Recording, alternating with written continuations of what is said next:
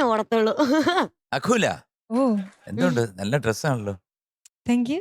ഏത് പാട്ടാണാവോ? പടിഞ്ഞാറേ മാനത്തുള്ള പടിഞ്ഞാറേ മാനത്തുള്ള. അപ്പൊ ഏത് സിനിമ? നിണമണിഞ്ഞ കൽപ്പാടുകൾ. ഉം. മ്യൂസിക് ബാബുരാജ് മാഷ്, ലിറിക്സ് പി ഭാസ്കർ മാഷ് കൂടെ വരും. പാടിയത് ശ്രീനിവാസ് സാറും പി ലീലാമ്മയും. നല്ലൊരു പാട്ടാണ്.